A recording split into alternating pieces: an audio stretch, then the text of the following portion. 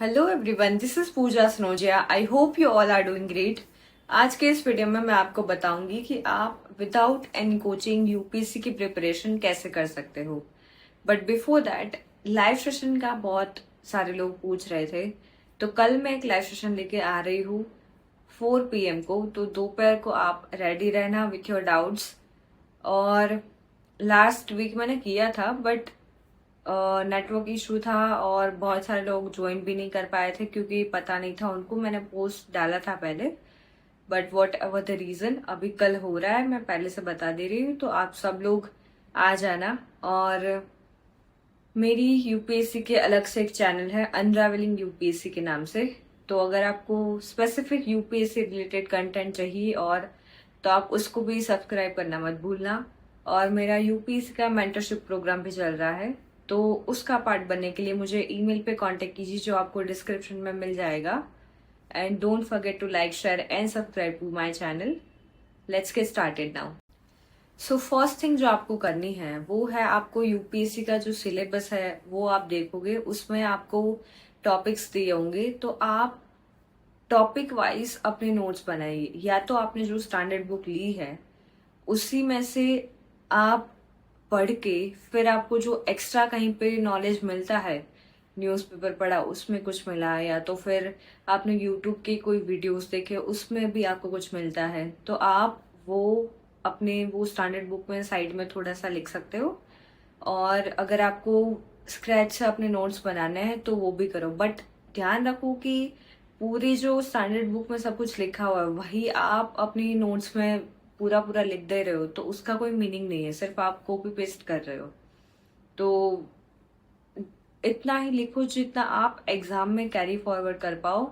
और 3-4 बार एक टॉपिक को रीड करने के बाद, फुल्ली समझने के बाद फिर अपने नोट्स बनाना। बिकॉज पहली बार में ना आपको बहुत ज्यादा समझ में नहीं आता, तो आप सब कुछ लिखने बैठ जाते हो। तो कॉन्सेप्ट्स को सबसे पहले समझना है। कोई भी एक टॉपिक उठाओ, अल नीनो जैसे आपने ले लिया, तो उसके बारे में यूट्यूब में सर्च करो, उसका वीडियो देखो, 3-4 बार उस टॉपिक को बार बार रिवाइज करो, फिर आप उसके नोट्स बना सकते हो अपने।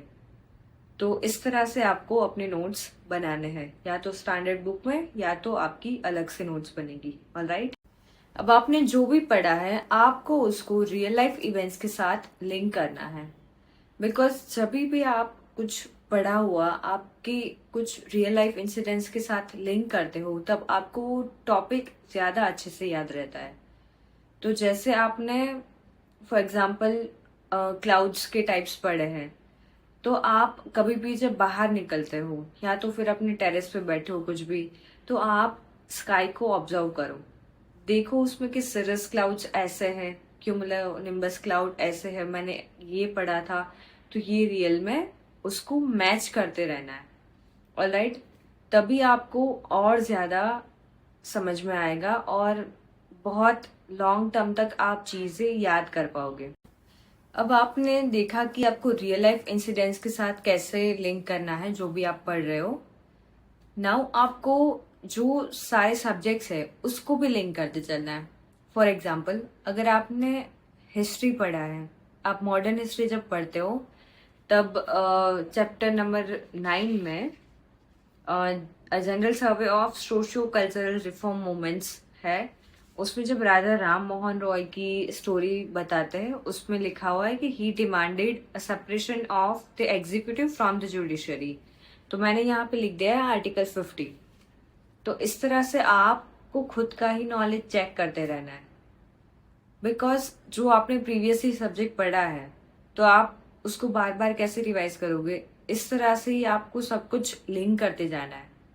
हिस्ट्री भले मैं पढ़ रही हूँ, बट मैंने पॉलिटी पहले पढ़ लिया है, तो आर्टिकल 50 है कि separation of judiciary from the executive. अगर अभी ये टॉपिक मैं कहीं और भी पढ़ रही हूँ तो मुझे वो तुरंत याद आ जाना चाहिए। यही होता है लिंक करना सब्जेक्ट्स को।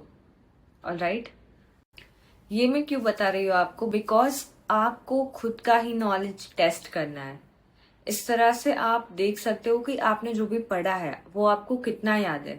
अगर ये चीज आप यहाँ पे पढ़ रहे हो, अगर आपको नहीं याद आ रहा है, उसका मतलब कि आपको प्रीवियसली जो भी पढ़ा है आपको फिर से रिवाइज करने की जरूरत है।